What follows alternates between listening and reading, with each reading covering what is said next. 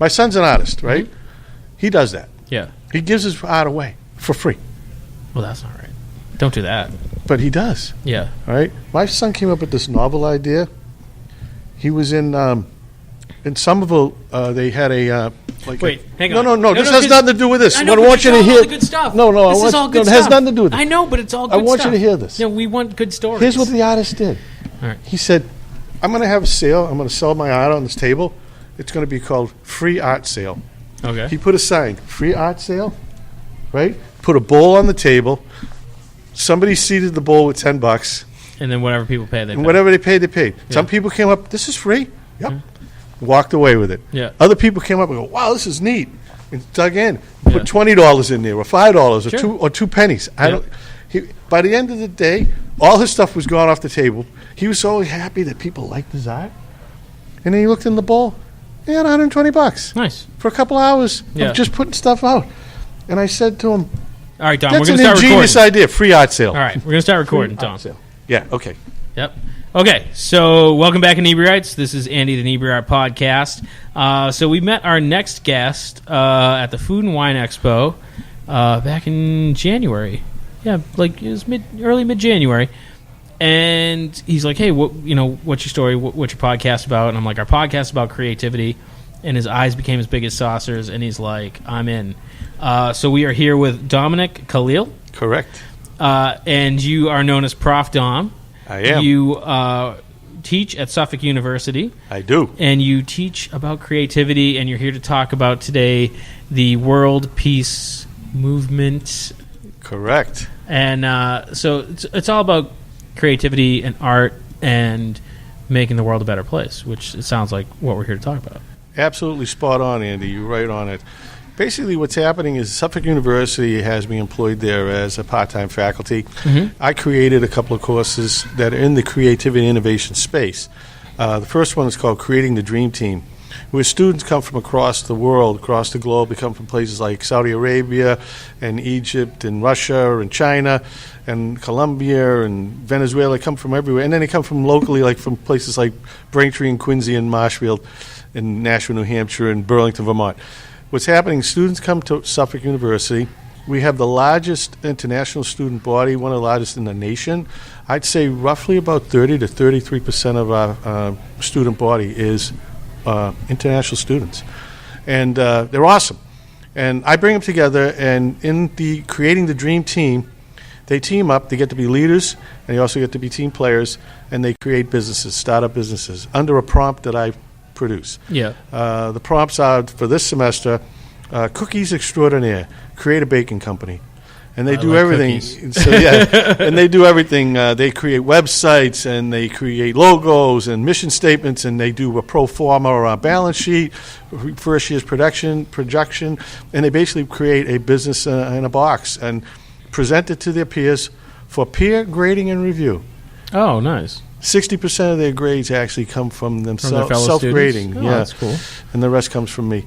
The other thing, do you feel they're harder or easier on them on their peers? Like, do you think they get? Because I mean, the knee-jerk reaction is like, oh, all the students are going to give each other A's. But do you feel they're harder, or do you think it's? What we try to do is temper it. Yeah. So the rubric that they go through basically zeroes them in on certain components that I'm looking for them. Yeah. So they become really good at public speaking and presenting and getting their ideas across. And in that whole genre, to answer the question, no. What I do is I temper them, and I say, look, if you're going to give somebody a 5 on a scale of 1 to 5, 5 being absolutely awesome, you have to say to yourself, is that like the best I've ever seen?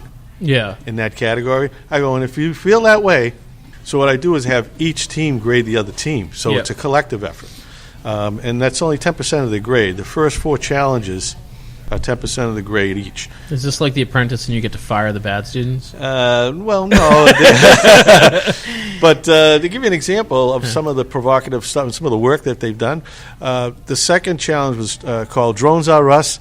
Friendly flying fleet, create a friendly business involving use of a drone. Yeah.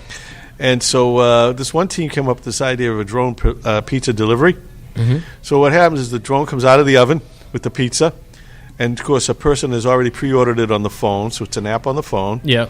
And they've given a code. And the pizza flies out over Harvard Yard and sits up 40 feet in the air over the designated drop point. The student comes out of the dorm, hits the code on their phone, zzz, down comes the drone, delivers the pizza, and then it zips off to go to the next delivery. I could see how that'd be popular in a college town. Unbelievable. I said, that's a real business. It's legit, you know. And one of the girls in there, I think she was from Turkey or somewhere, she says, this is a bougie idea. I said, I agree. Yeah. I agree. And so now you're taking this creativity and going in a different direction. That it's somewhere between not really business. I don't know if charity is the right word. You're trying to get people to use creativity to inspire good deeds. Is that a fair way of saying it? That's a fair way of saying it. The idea was that our universal language is artistry. If you think about it, you don't even have to know a language to be able to enjoy art. Mm-hmm. And art comes in the form of music, and it comes in the form of video, film, video, animation. It comes in the form of any type of artistic paintings and drawings. Cooking? Cooking. Art is everywhere. Art is in everything we do. And so the idea was, how do we bring to everybody's mind during our lifetimes here together the concept of world peace, like on a daily basis? How could we possibly use our universal language of art, which is creativity, and it is innovation? How can we use our universal language that we all know to create world peace together? And this was the original concept of our One World of Peace Movement.org. We now have the website up. So if you visit our One World of Peace Movement.org. And one is O-N-E, not the number one. Yes, O-N-E. You will find a place to sign up. And basically what we're saying to you is this. If you just put it out there and you sign up and you say, I'm for world peace, we're only asking you to commit one random act of kindness every day during your life and times. I don't care what it is. I don't care if it's helped the little old lady across the street, even if she's beating you on the head with an umbrella because she doesn't need it. I don't care if it's opened the door for somebody. I don't care if it's dropped, $1 in the little, can for somebody who just needs a little help. Whatever it is, a random act of kindness every day. Slide over and let the person who's in a big rush pass you in traffic. Yeah. Just at least one random act of kindness every day. What we would do for you, putting your heart out there as a person of pure heart, signing on to our One World of Peace Movement.org, saying to the world, just from the act of signing on to the website, you're saying, you know what, I'm for world peace. And I'm going to make an effort every day of my life. So we wanted to make sure that you kept the idea of world peace in the forefront of your mind every day. And I said, what better way than with artistry? So we have artists that have created unique works of art for you. So when you sign on to our One World of Peace Movement.org, you will receive, either in the mail or via email, a unique work of art. It might be a digital image created with you in mind. It might be something that arrives in the mailbox that might be a piece of pottery, or it could be a piece of music, a musical score or a musical CD. It could be anything, but it's created by artists who they themselves are for world peace. Now, we will have a donation tab set up there, but we're not asking you in any way. There's no cost, but if someone wanted to donate towards the effort, they have an option to. Right, and the original concept was this, was that if you got this really unique piece of artwork that just came in the mail randomly, because you just put it out there and said, I'm for world peace, we're ultimately creating a list of the world's true-hearted people across the globe, and we're starting it with the students, the international students across Suffolk University in Boston. They're signing on, and they are receiving unique works of art, and the idea was this. Let's assume that you got a unique piece of artwork. Let's say it was some kind of a candelabra. Okay. and you put that in a prominent place where every morning when you got up, you saw the candelabra, and guess who came to your pad, saw the candelabra, and they all start saying, "Hey, Andy, wow, this is a really cool piece of artwork here. Where'd you get They're this?" gonna be like, "That's your 9th candelabra today, Andy." Yeah, and you'll be like, But "Yeah, I signed up for world peace, and that just thing came in the mail. Isn't that awesome?" And the idea behind that is every day when you see that, you go, "I got to do something for world peace today." yeah, This is how we keep the concept of world peace in the forefront of our minds every day of our lives. I'll tell you how I'm doing it right now. I'm wearing a piece of art right now that reminds me to make sure that I commit one random act of kindness every day in my life, at least one. well, let me. And this is the piece of artwork that I I have. actually saw that on your wrist. It has a peace sign on it. It's a. It's actually world peace, There's a globe on it too. and it's actually set up in the motif of yin yang. Yeah. Okay, because the yin yang symbol actually is a symbol of world peace. Mm-hmm. As is the universal symbol of world peace that we all know. So, we talk frequently with creative people, and we're trying to get into their mindset. And you're taking art and creativity to try and encourage a better world. So, where did that spark come from? Like, what made that be your goal here? Like, I mean, there's so many goals. We talk to amazing people all the time. And everyone has kind of their pet project or their favorite charity. Like, what is it that made you kind of go, no, peace and kindness is where we want to work with? It's kind of interesting. I never was a person who got up every day in my life and thought about world peace and stuff. And then something happened to me. I was introduced to a gal, and she was a meditation guide. Mm-hmm. And my son, Is this transcendental meditation? This is just a group guided meditation. Just guided meditation. Okay. Just group I don't know much meditation. about meditation, so that's what I'm asking. So, and neither did I. Yeah. And so my son, who's an artist from RISD, Rhode Island School of Design, he was meditating. It helped him get through college and wipe out stress and all that. And I said, I really can't be the kind of guy that's going to sit in the corner for 20 minutes and stare at a wall and do Zen meditation. Yeah. But a friend of mine introduced me to Jessica Ariel Morocco, and she's a meditation guide in the North Shore, north of Boston. Okay.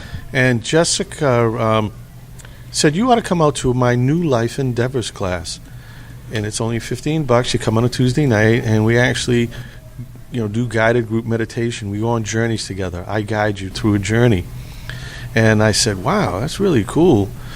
Yeah, I'll try it out." I said, "My son's a meditator. He's been telling me I should get into it.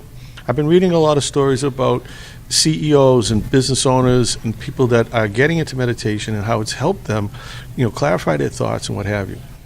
So I attended. Yeah. And for 8 months, every Tuesday night I went. And then all of a sudden, I woke up in the middle of the night one morning. I had this idea for a book. And if you know me, my past experience was 30 years on Wall Street. I'm an investment advisor to business owners and companies. Mm-hmm. I deal with all this stuff that you see on Wall Street Yeah. for 30 years. But I was retired at age 55 after 30 years. And so I did this meditation class for 8 months. And I wake up in the middle of the night at 1 o'clock in the morning with an idea for a book. So do you think it's the meditation that kind of, like, everyone has those, well, I got to pick up my dry cleaning, oh, and I have to do this, and don't forget about the kids at soccer practice, and what am I making for dinner? Does the meditation help quiet that noise so you can kind of let your brain come up with ideas? Do you think that's what it is? No question about it. What happened to me was I got into a creativity spurt, which ultimately landed me at Suffolk University in the Center for Entrepreneurship, Yeah. in the Sawyer Business School. It's a collaboration between the Sawyer Business School and the College of Arts and Sciences, and my students from all over the world. And I created the 2 courses, Creating the Dream Team, that we spoke of, and one called Good to Great. And in Good to Great, they build their portal to the world. They actually create websites, starting with their own personally branded websites. Yeah. And that's another creativity spurt. I don't build websites. I just encourage the students to build theirs. Mm-hmm. They actually built one for me. Oh, really? Yeah, and mine is domkalil.com. We tried to get profdom.com, but somebody had spent. I didn't want him $2,300 for the. Oh no! So I was like, no, you guys stole my my domain name, and I'm not going to pay you $2,300 to get it back. So we created domkalil.com, which is all about Prof Dom. Yeah. And the students did it. They run it. They keep it updated, whatever. But it has my works on there. Right. So going back to the meditation thing, what happened to me was I got into this massive creativity spurt. And one of the things that happened that night, the first night it all happened to me, was I had this idea for a book. And the book was called, so now get this story now. I get up out of bed, 1 o'clock in the morning. I try to find Harry Potter. It's in the same vein. I ended up running around the house. I find an iPad. Yeah. And I go to the notes section of an iPad. Mm-hmm. And the first 12 pages of the book came into my head, went through my fingers and into the iPad. According to Jessica, it was channeled to me. Yeah. And so I type it in. Takes me till about 3 in the morning. I go back to bed. My wife never knew I left. Yeah. Right? And I had the beginnings of a book. And here's the title of the book. Now, remember, if you knew me in a prior life, with my 30 years on Wall Street, numbers, right, money. Right. So here's the book. The Sun-Drenched Isle of Santorini, A Tale of World Peace. And I'll give you the byline for the book. Okay. The closest living relative to a Lebanese saint gets carried up to heaven well ahead of his time, only to then be miraculously returned back to the earth as a newly knighted prince in search of his princess Muse. Dark-skinned Arabic Dimitri, I know nobody named Dimitri, meets red-haired siren Rosalie, I know nobody named Rosalie, on the pink sand shores of the Isle of Santorini. I've never been to Greece. Yeah. And the two of them unite together and sojourn across the many isles of our one world, delivering God's healing message of peace. So you feel that because of the meditation and kind of, I don't know, centering yourself, a good term for that? I don't... Yes. That it kind of opened up a channel or a subconscious level where the creativity was just able to flow out? Totally on it, Andy. And my son Alex, who was the guy from RISD, I then went to Alex with this idea. And I said, Alex, I'm writing this book, man. I don't know where it came from. People that know me from my prior life will look at me like I have three heads. What are you talking about? And I said, yeah. And I said, I've been continuing to write the book. I ultimately wrote the whole book into the notes section of the iPad, all 50,000 words. Jesus. How I got it into a Word doc was I sent it in pieces to my email and copied and pasted it into the Word doc. So, it's funny, like, I don't meditate on a regular basis. I have, like, here and there. But I find, like, some of my biggest inspirations come when I don't want to... you always hear those people being like, oh, when you're not trying or when you're least expecting it, that's when inspiration strikes. And, like, some of my best ideas come when I'm in the shower. It's relaxing, it's warm, I'm usually half asleep because I just woke up, and it's just this kind of perfect moment where that other part of your brain that you usually squash with the bullshit of day-to-day life of like, oh, I got to send this email, I got to talk to this person, I got to do this, what's on my calendar, is free to kind of like insert itself. And I think that's where like true inspiration comes from. I think that's where like real creativity comes from. And it sounds like you've been able to kind of tap into that with the meditation. Yes, and I would suggest to everybody, starting with you, Andy.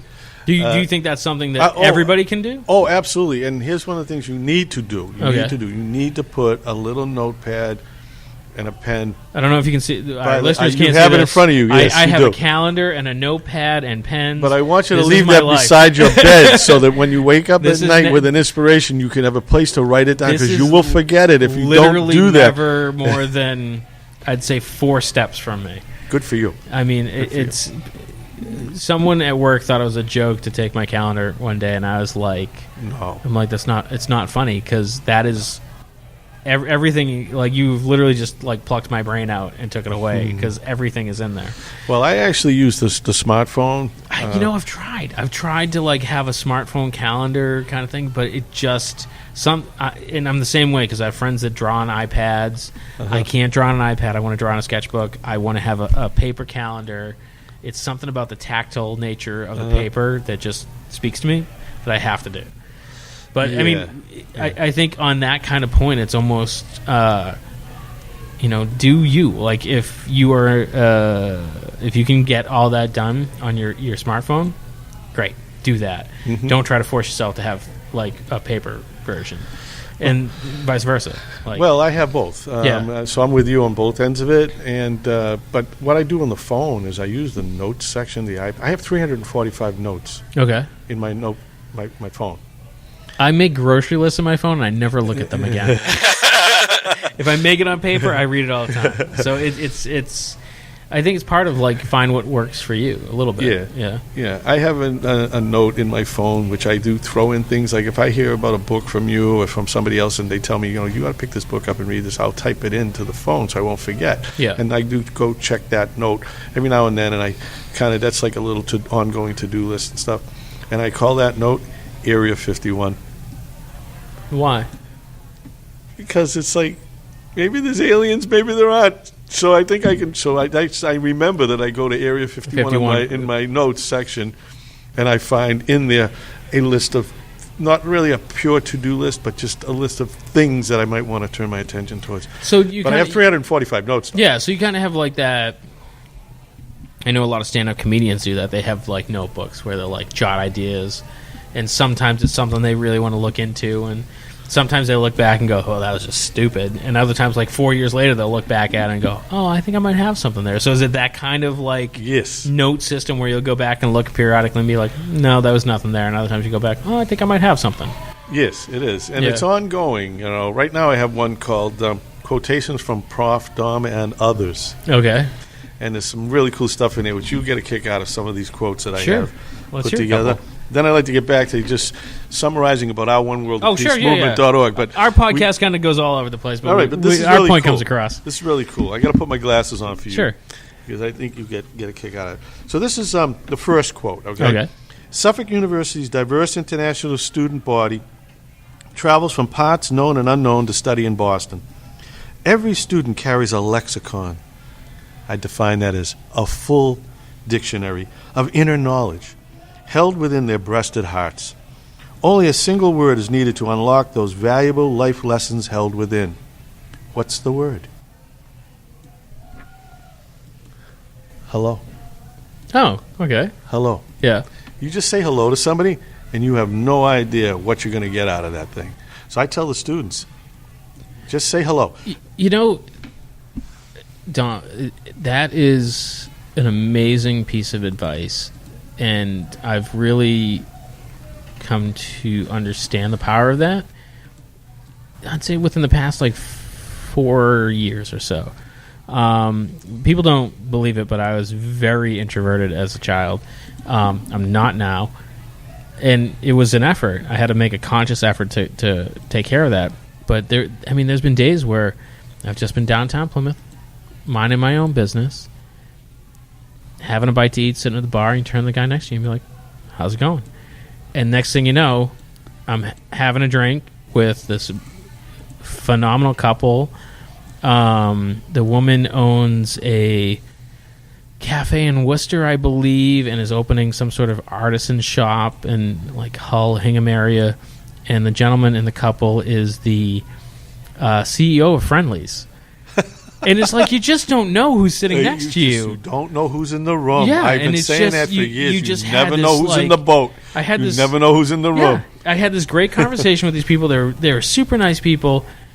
And, you go to work the next day, and they'd be like, oh, what did you do yesterday, Andy? And I'd be like, I hung out with the CEO of Friendly's. And everyone's like, wait, what? How did that happen? I'm like, I said hi to the person next to me.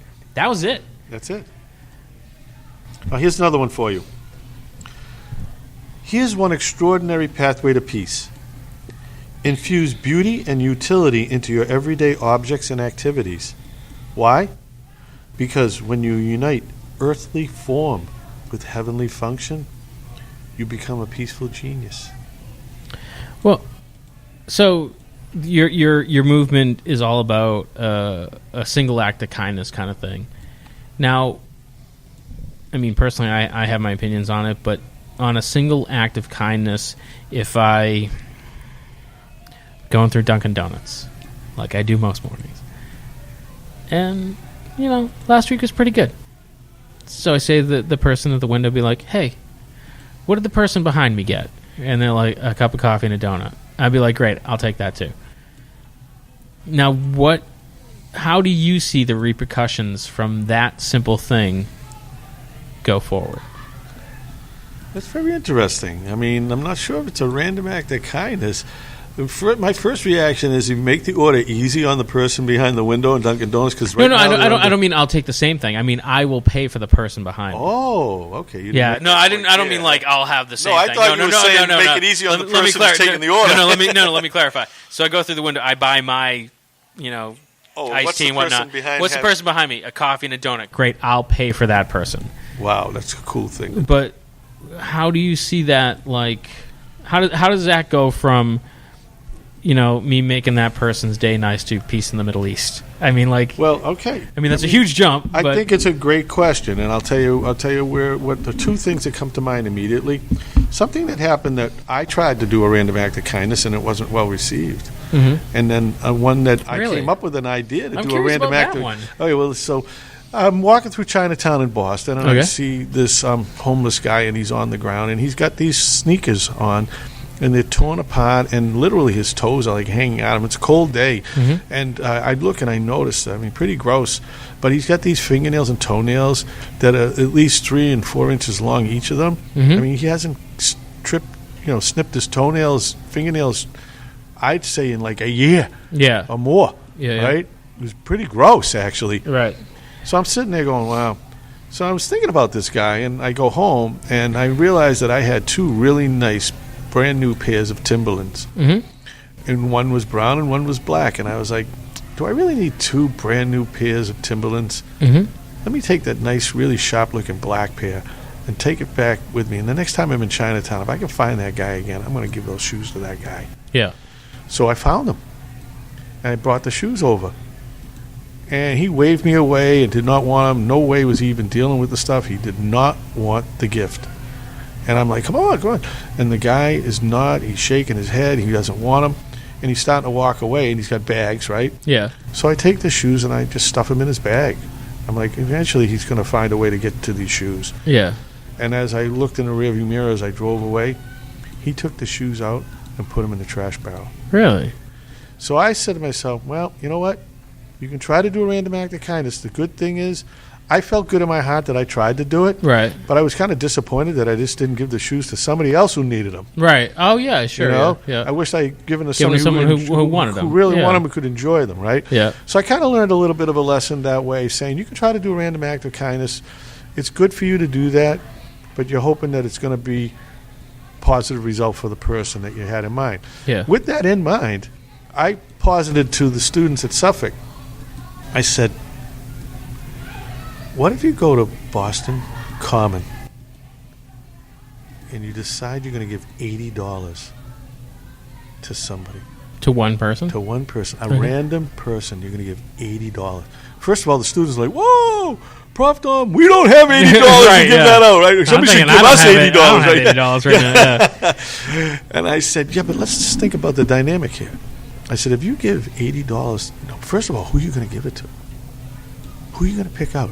This is your job to go into Boston Common, wander around, and decide who you're going to give this money to, right? But I'm going to play devil's advocate because who's it going to be? There's going to be a certain number of people who are going to be like, oh, they're going to buy drugs, they're going to buy booze. Well, right. So from your point of view, you might make a decision. I'm going to give this to somebody that I feel like is going to use this money wisely. I'm not going to give somebody money that's going to help foster their negative addictions or whatever, right? So the question is, so this is your job, who's giving out the money, to make the determination who you're going to give it to, and then what's going to happen, and whose benefit? Mm-hmm. Who's going to feel better? Are you going to feel like for the rest of your life that you did this random act of kindness, you gave a stranger, and why did you pick that particular person, and what was their reaction? I mean, did it bring tears to their eyes? Did it bring tears to your eyes? Did it elicit a hug, unprovoked? Yeah. Did you? I mean, I don't know, and you don't know. So I'm saying, go out and do it, and see who get. I'm going to say you probably get more blessings out of that one act of kindness than anybody else. So, do you feel there's a true altruistic avenue for people, or do you think it's because? Do you think we do things to make people feel better, or is it a way to make us feel better? Which are both valid. I'm not saying one's more valid than the other, because if you're doing stuff to help other people that makes you feel good, I think that's just as valid because you're helping other people and you get something out of it. But do you think it's that drive that makes us feel good about ourselves, or do you think we're trying to help other people? I think it's absolutely both. Yeah. And I feel like, when you have these artists that are part of our One World of Peace movement.org, they're giving they slide right back into that topic. No, but you can get that name out. Perfect. Right. I'm struggling with it. Well, here's what's happening. Yeah. You become a World of Peace practitioner. Yeah. What I call a WOP, a World of Peace practitioner. You're on a daily basis in the forefront of your mind. So you have these artists that are out there, and they freely create awesome works of art. And you can go to the website and see some samples of it. We're going to continue to put samples up there. There's a few now that are really awesome images, and there'll be other images coming, and there'll be music there. There'll be different pieces of art and samples and examples of the type of free art that's readily available. These artists put it out freely because they feel like, wow, people are coming forward pure-hearted saying, yes, I'm for world peace.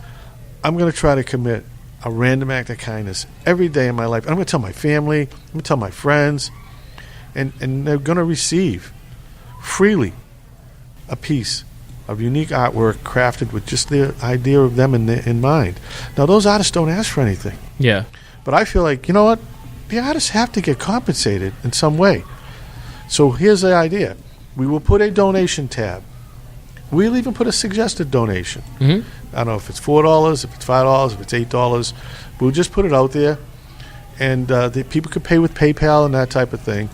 And that money will be accumulated within the organization to the betterment of the artists that are producing the artwork that people are freely receiving.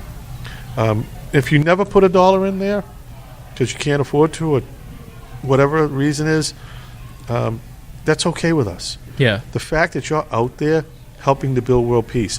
And here's the last point about this, Andy.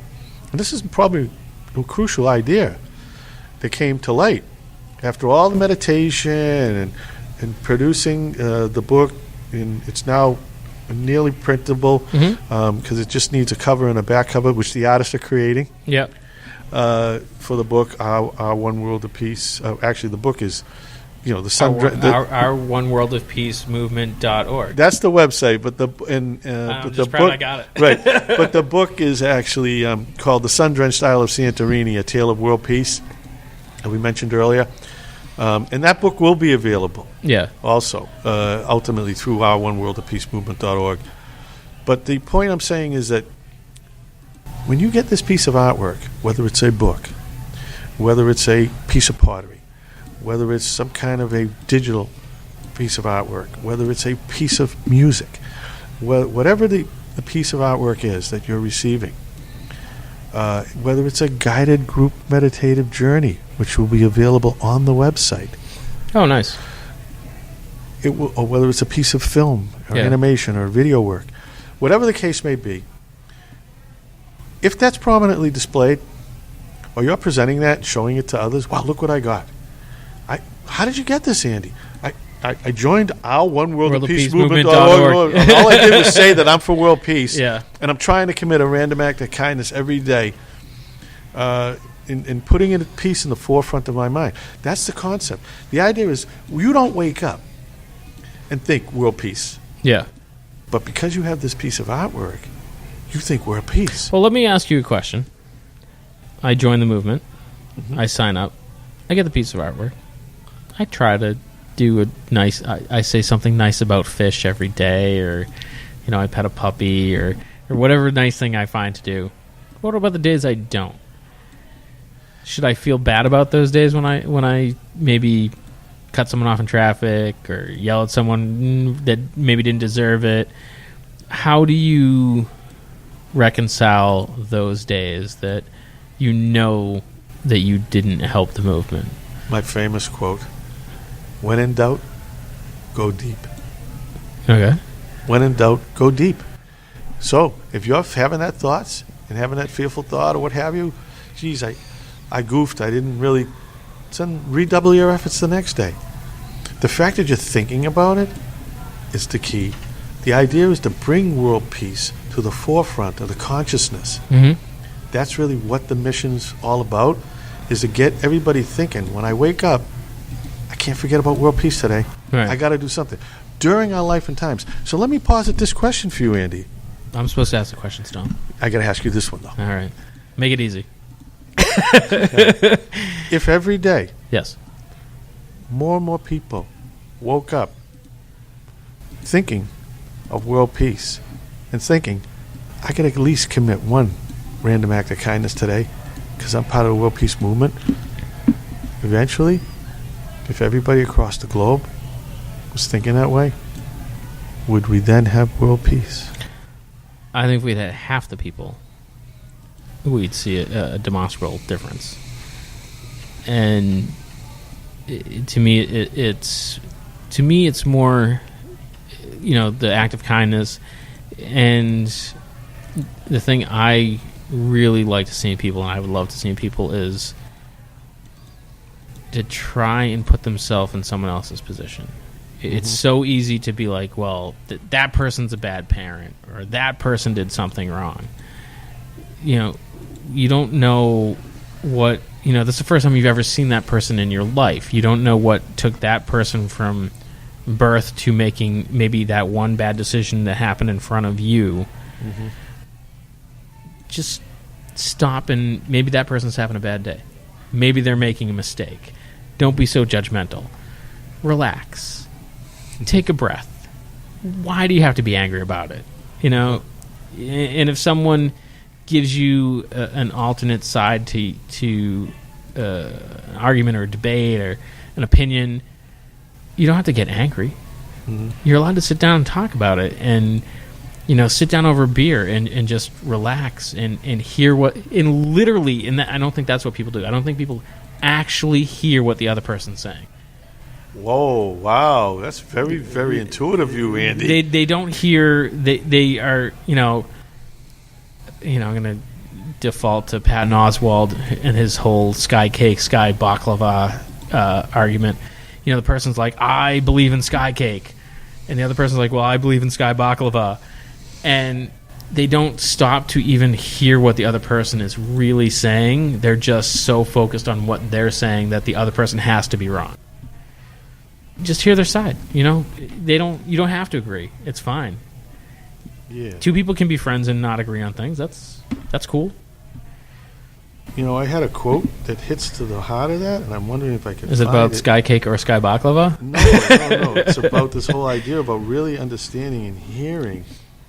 But I really feel like especially in social media times, people don't actually hear what the other person's saying. Yeah, they don't really take the minute.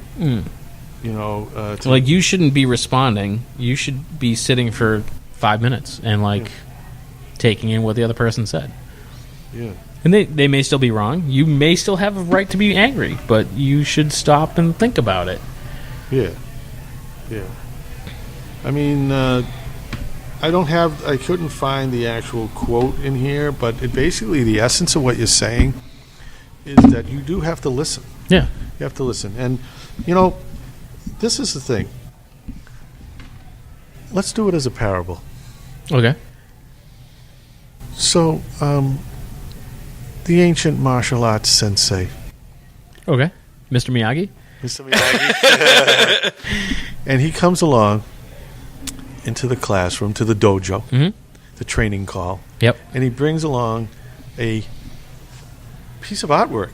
Sure. All right, that's a museum quality pot or vase. It's a Japanese pot, and he puts it on the table, and he says, "Students, does anybody know what this pot represents?" And they say, "Well, no, Sensei, we have no idea." So he then puts in large stones. Oh, I know this parable. You know this parable. I do know this parable. So he puts in large stones and says, "Is this pot full?" And the students say, "Yes, it is." They do. And then he puts in smaller stones. Yes, he does. And then says, "Now is it full?" And the student's like, "Yeah, now it's full." Right. And then he puts in sand. Correct. And they're like, "Oh, crap." And he's like, "Now is it full?" And they're like, "Now we know it's full." And then he pours in water. That's right. And then one very bright young student in the front row says, "Oh, I get it, Sensei. I know what you're trying to say. What you're telling us is even though we might have a full calendar of events, if we just think a little bit more creatively, we could fit a lot more into our schedule." And he says, "No, wrong. That's not what I'm showing you. What I'm showing you is that if you don't put the 6 large rocks in first, you'll never have time for the them water. in your schedule later on." And the students say, "Well, wait a minute, Sensei, what's the 6 large stones you speak of?" And he says, "First, precious time spent with loved ones and friends. Second, your body, mind, and spiritual health. Third, your innermost dreams and aspirations. Fourth, a worthy cause. And fifth, respect for elders." And the 6th one was added by our creative friends that are part of our One World of Peace movement.org. And the 6th one is a heart that yearns to learn and listen. And so I say to the students, you must always tend the 6 most precious large stones first. Always, every day. And so what ultimately the parable means is just what you're saying. We all have to slow down. We all do have to count our blessings. And we all have to support others. And ultimately, that's what the mission really is. That's what our One World of Peace movement is all about. It's all about others, helping them. The artists freely donate their time and their awesome works of art that we have. And I actually brought along a piece of art from the artist for you. Did you really? For your associate here tonight. My associate. Because I knew that you guys would be willing sojourners, willing to jump on to our One World of Peace movement and put it out there that your hearts are pure and that you're for world peace, and sign up at the website tonight. And I will personally deliver to you the 2 works of art, one to each of you. Well, I don't know about fish, but I'm going to do this. I'm a huge fan of art, and I love art. And I will sign up. And when you deliver that piece of art, I will pay it forward, and I will add it into. We have a prize package every 500 likes we get on Facebook. We give away a prize package, and I'm going to put mine in the prize package so someone can spread that art further. How about I'll donate something for that prize package? Oh, even better. So that you so I still get a piece. So you can still, absolutely. Awesome. And you can wear it proudly. And Yeah, you know yeah, what? yeah. This is a type of piece that people are going to spot it. Yeah. They're going to ask you about it. And you could just say, you know what? I got this for signing on to our One World of Peace movement.org. Do that and you'll receive something too. I don't know what you're going to receive, but it will be a piece of original artwork that was created with you in mind. Because why?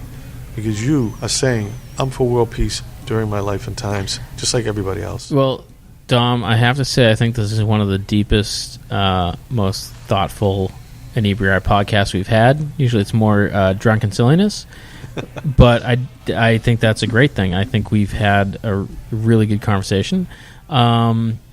So in case our listeners haven't heard, what is the website they can go to? It's our One World of Movement. OUR, one ONE, Yep. World, WRLD, of OF, Peace, PEACE, Movement, MOVEMONT, .org.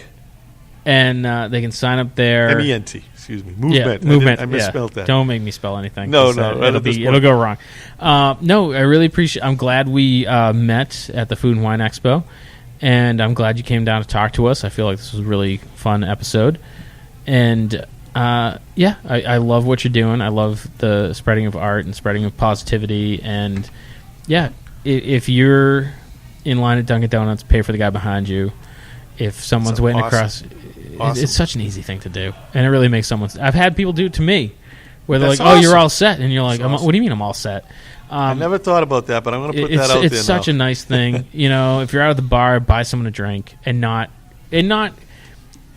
to look to get. The thing I like about the drive up thing is there's no. If I'm out of the bar and I buy someone a drink, they feel they have to come over and say thank you. At a drive-through, you're gone already. By the time they're getting their stuff, you're gone. That's completely random. Yeah. So you're just a mystery person that bought someone a cup of coffee. Yep. They don't feel the need to, and they don't have the ability to say thank you. So it's almost like they feel that urge to pass that forward to someone else. Well, that brings me to a couple of quotes for you. Okay. Most people say, live and learn. I say, live to learn. Become a lifelong learner. Yeah. And when you elevate your thinking, you elevate your life and the lives of those around you. And strive for excellence. A wise man told me, always be where your feet are. Which is, in other words, be in the moment. Sure. I want to thank you for taking the time and inviting me in. No problem, And, man. This I'm is a lot of fun. Hoping going forward that we can do this again when Yeah, we we'll can bring you update back with on. you. Yeah. And we got to get people to visit the site. Just put in their name, their email. There's a little box where you can indicate a Name, little social information. security number, mother's maiden No, name, no. all that stuff. There's a privacy policy there, so you Yeah. click the box. We're in the position of building, basically the ultimate list. Yeah. Well, Dom, again, this was very deep, thoughtful stuff, which is not usually our wheelhouse, but I really appreciated you come talking to us. And I may seem more goofy and silly, but my heart really is do something nice for people. And I think what you're doing is great. Well, I thank you for that. And do you know what the opposite of excellence is? Fish? The opposite of excellence is saying that's just good enough. Yeah. It's never just good enough. Strive for excellence. That's what we're looking for. If you say it's mind over matters, if you say it can't be done, you won't. Well, then you find a way not to do it. Right? If you say it can be done, you will. Yeah. And what we're saying is our One World of Peace movement.org, it can be done. And it starts with us. Well, And it really starts with you. Yeah. Everybody out here, it's really peace. World peace starts with you. We're asking everybody, and put it out there, family, friends, neighbors, just the act of going to the website and entering your information. Mm-hmm. You're saying to the world, yeah, I'm a world peace practitioner, and I'm for world peace. And I'm going to try and make the step every day to commit at least one random act of kindness. And I thank you, Andy, for all the time. No problem, man. And, peace be with you, which is something I haven't said since I was a kid in church. And peace be with our listeners. And we'll catch you guys next time. Peace be with you guys. Okay, thanks for checking out the podcast. And don't forget to check out our other podcasts on the Inebri-art Podcast Network. There's the Bar Talk. There's Old Colony Cast. There's, of course, the Inebri-art Podcast. and our latest, Retro Redoctopus, a kind of nerd genre podcast that you can check out now, all available on our website at inebri-art.com, and pretty much available everywhere that podcasts are available, on Stitcher, iTunes, Google Play, Apple Podcasts, all those things. And if you don't see it where you're looking, let us know. We'll try to get onto that as well. And you can also email us at inebri-art@yahoo.com with your questions, complaints, and suggestions. And also, if you could take the time to rate and review us on iTunes, that would be phenomenal. That helps us get more exposure and bring more of these great podcasts to your ears. And thanks again for listening.